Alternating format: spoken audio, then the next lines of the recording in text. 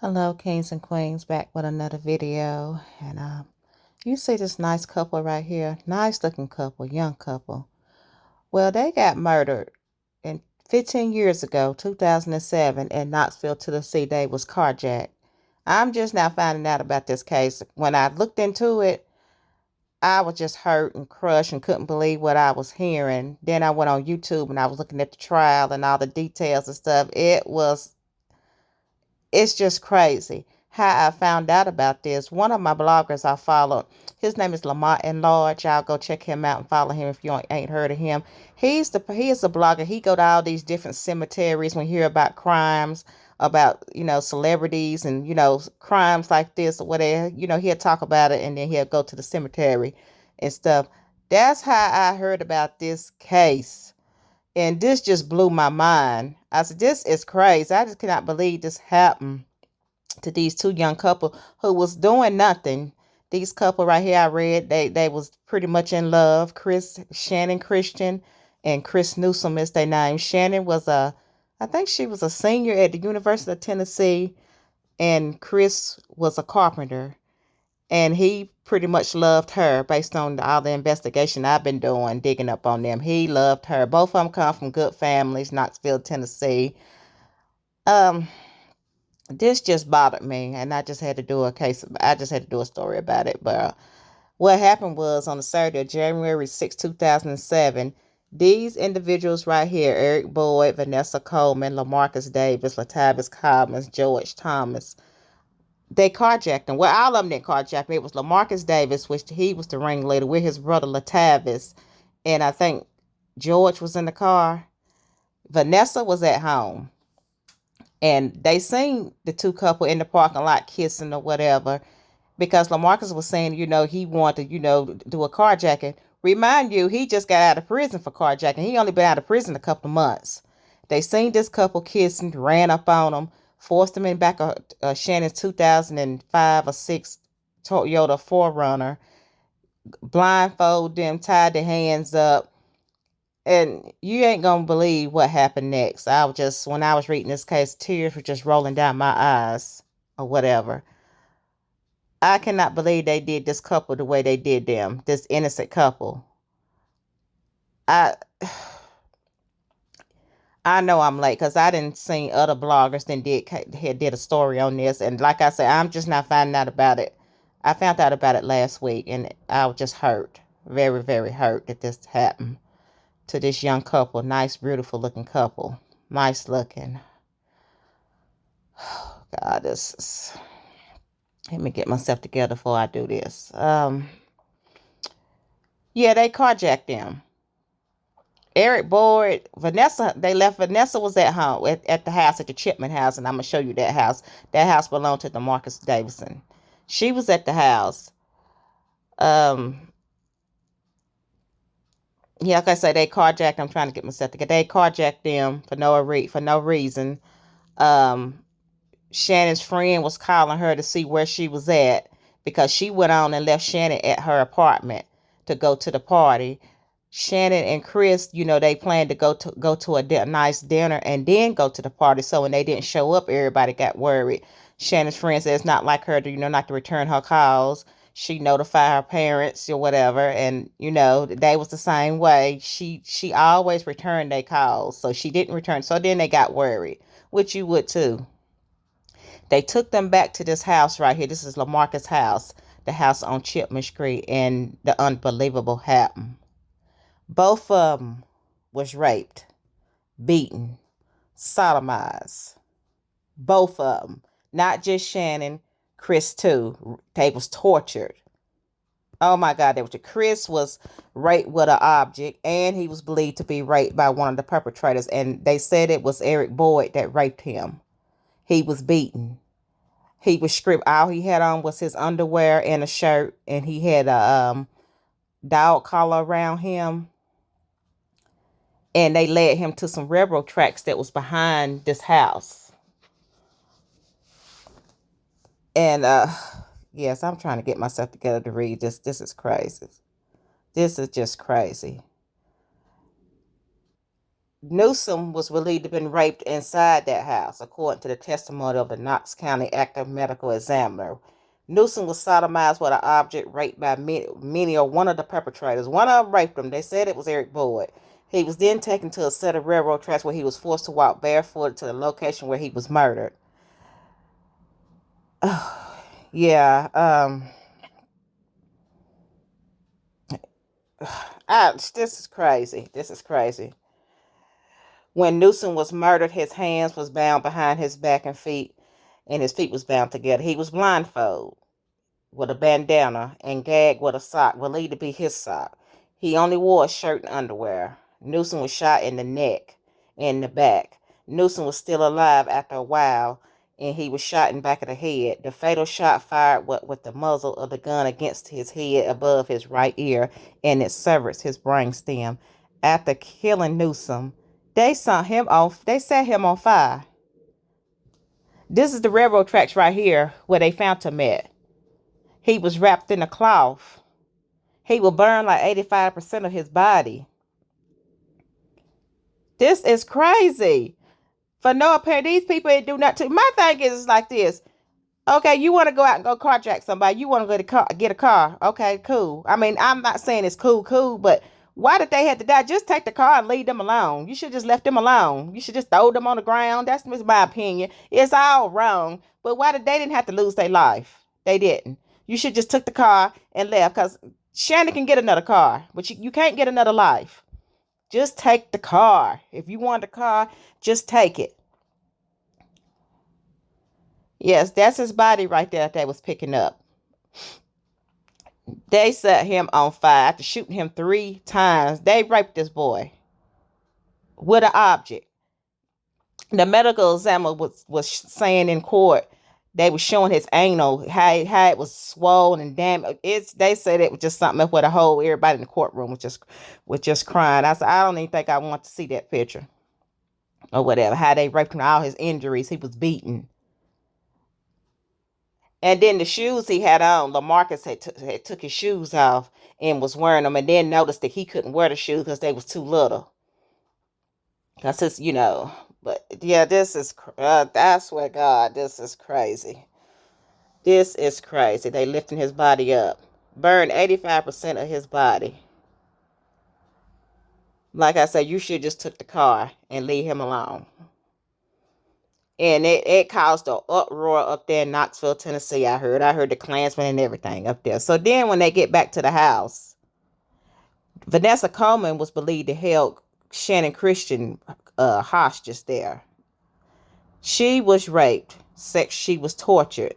She sustained head injuries, suffered injuries to her vagina, her anus area, and her mouth due to a sexual assault. Her injuries were consisted of being raped with an object. According to the medical examiner, the sexual attack Christian endured was extreme and much more than a simple assault. Prosecutors believe Christian was tied to a chair and orally raped. And when I was looking at the court, they was forcing their Cobbins and Lamar and Davidson was forcing their penis in her mouth. She was tied to a chair. Her lip was cut. The inside of her mouth was damaged, fuzz back there where the tonsils were. That was just wrong how they did her. She suffered hemorrhaging from her head and vagina because it was said that she was kicked in her vagina, so she was bleeding. She had carpet burns all over her back, bruises all over her back where they had beat this girl. And they said she was telling them that she didn't want to die. She didn't want to die. Before killing her in an effort to remove DNA evidence, they poured bleach down her throat and scrubbed her bleeding body with bleach. Her body, oh God, vagina, her genital areas, scrubbed it with bleach. Could you even imagine? They tied her feet and hands in a fetal position and put her in 5 trash bags and stuffed her in this trash bag right here. Right here, she was stuffed in this trash bag. They say when she was in there for 2 days, then they left and went back to Kentucky. Latavius Calvin's, his girlfriend Vanessa, and Eric Thomas, they went back to Kentucky. She was in that trash can for 2 hours. When they went to the house and when they found her or whatever, she died with her eyes open. I said, oh my God, this is crazy. This just broke my heart. Just did. Don't get me wrong. I love the skin that I am because I am a black woman. But some of these black people, they just so ignorant. They is very, very ignorant. This is Chris Newsom's grave right here. Yeah, I felt so sorry. My heart goes out to both families because when one black person do stuff like that, some white people, they think we all bad. And at that time in that courtroom, when I was looking at the trial, I felt that tension. And like I say, it caused an uproar up there in Knoxville, Tennessee. They was, the Klansmen was up there. And they have every right to be bad or whatever. But this was uncalled for. This was uncalled for. Did neither one of these people deserve that? They did not deserve this. They didn't. This just bothers me right now. George Thomas faces 46 charges. He was indicted on 16 counts of felony murder related to the rape, robbery, and kidnapping committed against Christian and Newsom. 2 counts of premeditated murder, 2 counts of especially aggravated robbery, 4 counts of aggravated kidnapping, 20 counts of aggravated robbery. The ringleader, Lamarcus Davidson, he got the death penalty, which he needed. Latavius and George Thomas and Eric Boyd, that's Christian's grave right there. They got double life. Vanessa Coleman, she got 53 years in prison. She's up for parole. Well, she would max out in 2037. I think she came up for parole in December, and it was denied, in which it should have. But Thomas was the one who got to me. He claimed, what his DNA wasn't nowhere in there. The only thing he did was he helped force Chris to the railroad tracks. He claimed he didn't do nothing, so I guess he figured, he was going to get less time or whatever. But he had a phone conversation with one of his girlfriends or whatever, and she was saying that that girl didn't deserve that, and why you didn't get help. You should have did something. His thing was, he said, F that white girl, coulda, shoulda, woulda, but I didn't, or whatever. My thing is like this. If you in a house and have a crime been committed or whatever, and if you don't say nothing, you just as much you just as much in charge. It's in fault. Yeah, in fault. That's your fault. Because that couldn't have been me. That couldn't have been me. I'm in the house and all this is going on. There they go right there. They is a beautiful couple. All this is going on. Vanessa is the same way. She claimed she didn't have nothing to do with it, whatever. But it was said that she held Christian there at the house while they had Chris at the railroad tracks. So you just as much, and then you write a diary talking about you had an adventure in TN, that's Tennessee, how much good time you had and all that kind of stuff. You just didn't care for y'all to leave that girl in that trash can and just leave. Y'all didn't have a care in the world. Y'all didn't care nothing about this damn girl. I guess y'all just say F that white girl. That's not me talking, that's them or whatever. Because it was just wrong on so many of them. That couldn't have went down with me. Because when Tavis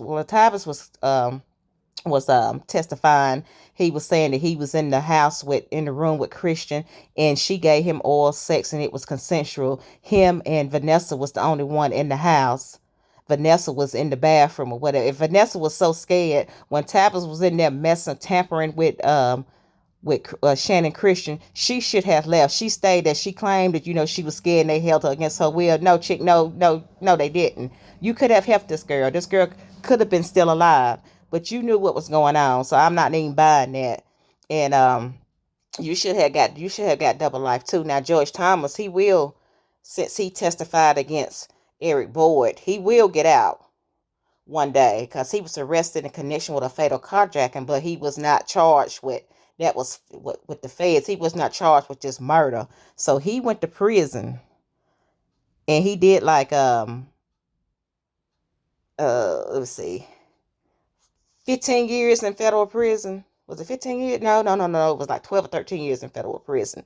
Then they retried him. They came back and got his ass. Excuse my language. They retried him for this and got him for murder. So I guess he thought he was coming home. So now he's not coming home. Now he got double murder because he had already did his 12 years in feds. Now he's doing state double life because George Thomas had testified against him. George Thomas was the one who said that Eric was the one who shot Chris Newsom at the railroad tracks. Eric was the one who raped Chris Newsom with the object, and he raped him.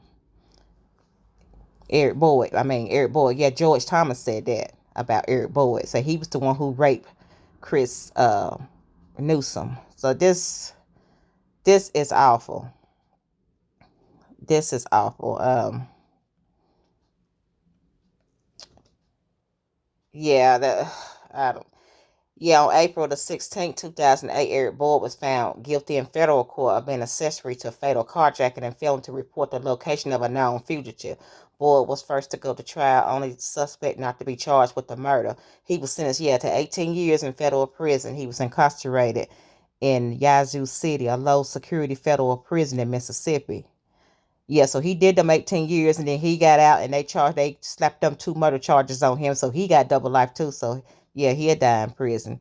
Latavius was convicted August 25th, 2009, guilty of murder of Shannon Christian, Chris Newsom. Cobbins faced the possibility of death penalty because he was convicted of first degree felony murder.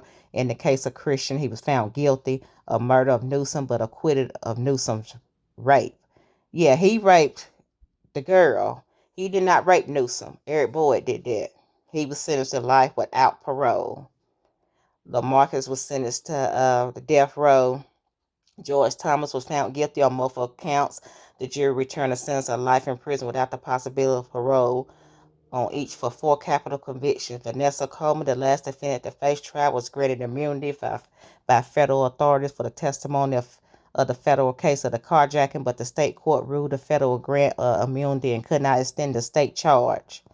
On May 13th, 2010, Coleman was acquitted of first-degree murder and found guilty of the lesser charge. July 30th, 2010, she was sentenced to 53 years in prison. During sentencing, Christian's father stated, "For me personally, you took my baby. You took my opportunity to say yes to a young man one day. You took my wedding dance away. You took my opportunity to hold my child."